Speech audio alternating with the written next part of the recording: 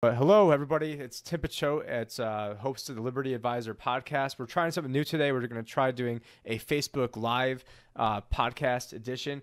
But what I want to initially, I did not like the nomination of Brett Kavanaugh. There was a lot of things I didn't like about it. I mean, chiefly, he had a lot of different deep state ties. One of the guys who I respect quite a bit, Roger Stone, who RogerStoneZone.com. Let me try to find the link over here. But with Roger Stone, he was Trump's initial campaign advisor. He was the guy that tried getting him to run in the late 80s. He was another guy that tried getting him run in the in the initial election for George W. Bush, the one that ended in the whole hanging Chad debacle. And if you guys can hear this, just give me a comment below that you guys can hear this. Okay, and just a guy who knows Trump really well, acted as his shadow campaign advisor once he stepped down from being the actual campaign advisor. So he was a guy that was a campaign advisor even before Corey Lewandowski. So definitely a guy who knows a thing or two, and which is why Robert Mueller is going after him. So right now he's got the full fury of the Mueller investigation going after him. And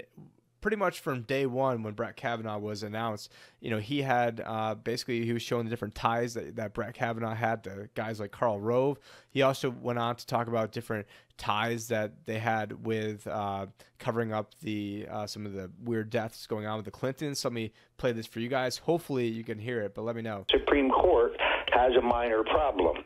He is involved in the cover-up of the Vince Foster death. Now, while it has never been established as to whether Foster, a top aide to Bill and Hillary Clinton, the keeper of all their secrets, murdered himself, suicide, or was murdered, I tend to believe that he actually did commit suicide. However, his body was moved by Hillary Clinton and two of her henchmen to Fort Marcy Park. A man named Patrick Knowlton, just an honest citizen, was in the wrong place at the wrong time and saw things he shouldn't have seen pertaining to the... So when you combine his ties with the Bushes, his combined ties with the Clintons, and his ties with all these big elitist universities, definitely is some questions for concern. And one of the other people that I did want to bring up was actually Judge Andrew Napolitano. So let me just pull this video up just 2 seconds here. Questions. And the questions are, actually, let's back your right to think as you wish, to say what you think, to publish what you say, your right to develop your own personality. I've told O'Reilly 100 times, you better be grateful that that's a natural right. Your right to worship or not to worship, your right to associate or not to associate, your right to defend yourself, which of course is not the right to shoot deer, it's the right to shoot at tyrants if they take over the government and we have to drive them away or we have to secede. Now, I heard him talk live to a very libertarian-focused crowd at the Nexus Earth Conference last year, and everybody absolutely loved when Andrew Napolitano said that the Second Amendment there was basically to shoot politicians. Just as we seceded from Great Britain.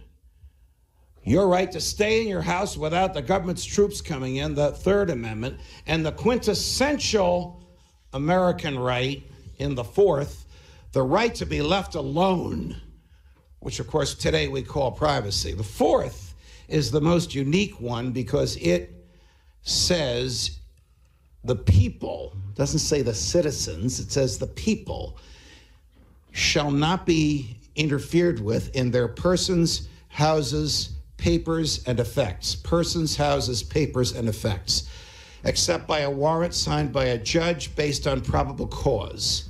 Probable cause means probable cause of crime.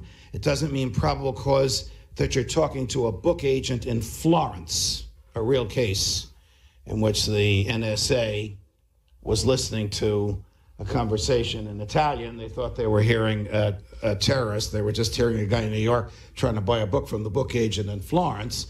When the case came to court, the judge said, well, there's no prosecution here. They didn't come after you for anything you said. Therefore, there's no violation of the Fourth Amendment. Who wrote that opinion? See if you've heard of this guy.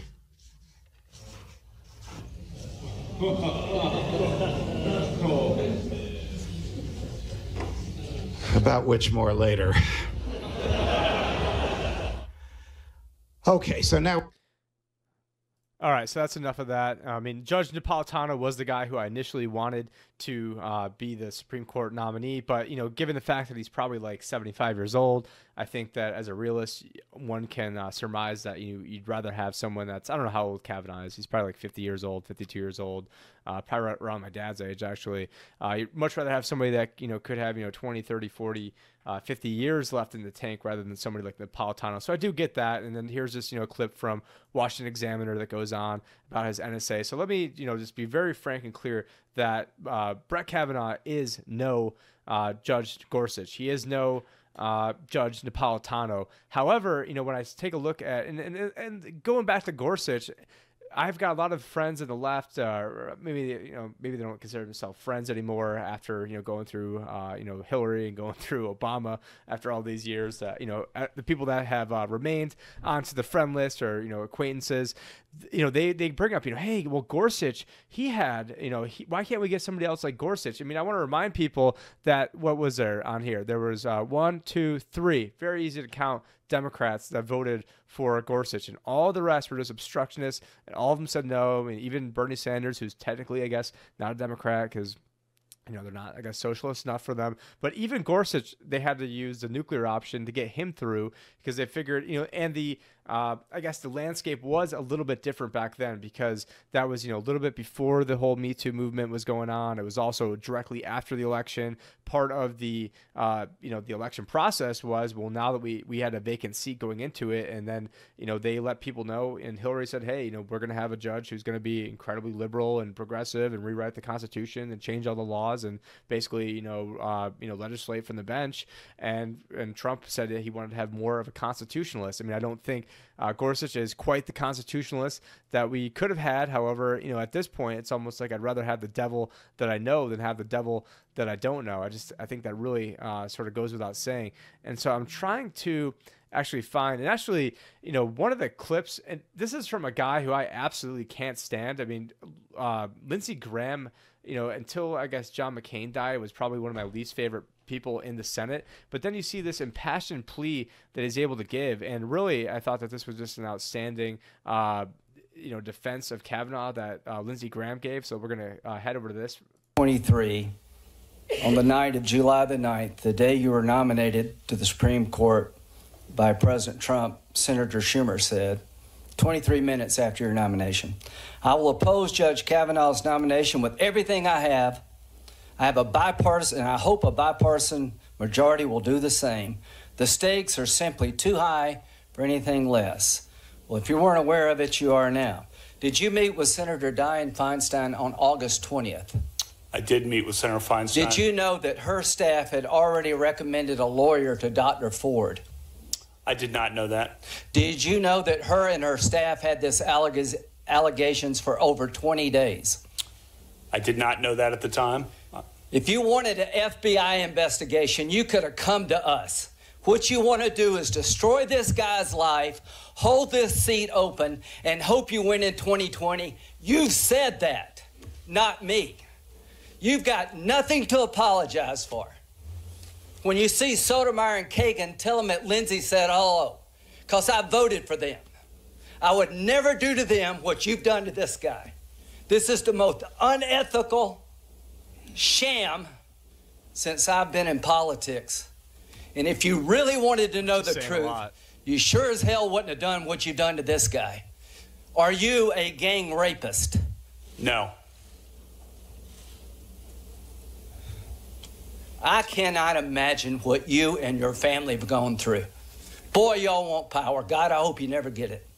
I hope the American people can see through this sham, that you knew about it and you held it. You had no intention of protecting Dr. Ford. None. That's a very important point to make is, here they are. It's a last second Hail Mary. They figured, okay, well, with Gorsuch, we tried to do, they filibustered Gorsuch for Christ's sakes. And they these are the lengths that the Republicans had to go to just to get a guy like Gorsuch in there. And with Kavanaugh, all these different accusations that they're floating around on him, and I'm trying to find the Zero Hedge page where this is it's the lawyer, the prosecutor out of Phoenix, and we are broadcasting live from Phoenix, Arizona right now. But if you go if you go down, it talks about how, Dr. Ford has not offered a consistent account of when the alleged assault happened. Been very wishy-washy. Sometime in the 80s. Dr. Ford has struggled to even identify Kavanaugh's assailant by name before. She just, didn't really refer to him by name when she talked to her therapist. A lot of different key details that she's left out, like, not really sure, how I got there, not really sure how I got home, didn't even tell my best friend who supposedly is going to be the one that's going to corroborate this whole story. And she's just like, she ends up, probably texting or calling like, hey, I like you, but, I'm not willing to, perjure myself for you. Hope you can understand. And so when you have, your actual best friend who's just like, hey, leave me out of this, homegirl doesn't want to play that, I'm not going to risk, going down with this circus or having, facing perjury charges just to obstruct the Democrats. I mean, they might not like, they as being, her best friend might not like Trump, but hey, I'm not willing to go to jail to get this guy out of here, which, then leads to question, all the different ties that Dr. Ford has. And so what I'm going to do right now is head over to a little Alex Jones clip that he's going to play from the Michael Savage show. So I hope you guys enjoy this. An internship program at Stanford University. Her brother, Ralph III, used to work for the international law firm Baker Hostetler. The firm created Fusion GPS, the company who wrote the Russian dossier. They later admitted it was only a collection of field interviews. Baker Hostetler is located in the same building where the CIA operates three companies called Redcoats, Inc., Admiral Security Services, Data Watch. They are operated by... come on, Redcoats, Inc.? Are you kidding me? Ralph Blasi II. He is the father of Christine and Ralph III. Christine and Ralph III's grandfather was Nicholas Deak. Former CIA Director William Casey's acknowledged Deak's decades of service for the CIA at the highest levels.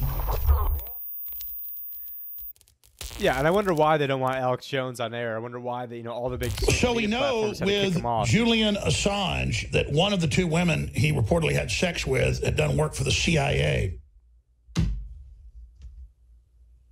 And you've got Michael Savage pointing out some of these connections, and we have a Zero Hedge article that's excellent from a week ago that we're going to repost in full to Infowars.com right now. And if you guys don't go to Zero Hedge, that's pretty much the site I go to more than anything, zerohedge.com. So I would highly, highly recommend that. And when you're there, also go to the libertyadvisor.com. Please subscribe to the podcast. We're hoping to do this more often, where you guys can listen to pretty much on any of your favorite platforms. But if you go to the podcast section, we are trying to update this, and now it updates automatically. And you can go over to the iTunes or Google or any of those other options, and we can hook you up over there. But anyways, let's get back to this. CIA honey trap set. Kavanaugh accuser CIA ties. Now, I knew that her lawyer, Michael Bromwich, works for Soros, works for the neocons, is the lawyer for Andrew McCabe, tied into Mueller. And he's the one sitting there basically quarterbacking a lot of this. But when I then actually read and went through the links, her dad's high-level deep state CIA in D.C., she's the recruiter at the university for the interns of the CIA, which they then call Google. I've explained that Google is the CIA, and that's why they're now rogue against our own military, rogue against the Pentagon. They won't even give AI technology that we paid for to the military, but they're giving it to Communist China. The belligerence, believable. Her father still works for the CIA. And then they've got major congressional hearings and testimonies about it all. Ralph Blasi Jr., a proven CIA operative who and then it goes through, was vice president of the National Savings and Trust in Washington, D.C., a CIA black budget bank set up for being 100 paces from the White House, and whom in 98 was taken over by SunTrust Bank, whose majority share owner is CIA-linked investment BlackRock. So this isn't just low-level stuff. This is the actual blue blood, white shoe boy stuff. The importance of knowing the CIA banking connections to Ralph G. Blasi Jr., the report explains, is due to the outbreak of what is known as CIA bank war. And then it goes through all the declassifications. Vice President of Business Development of Redcoats, Inc. That's Ralph G. Blasi Jr. So the dad, the brother, all of it. And all of it's called Redcoats. Admiralty Security Services, armed security for deep state elites in D.C. that is overseen by Redcoats, Inc., co-founder and vice chairman William F. Peel III. I know all these names. U.S. government contracts extending, and it goes through 2023.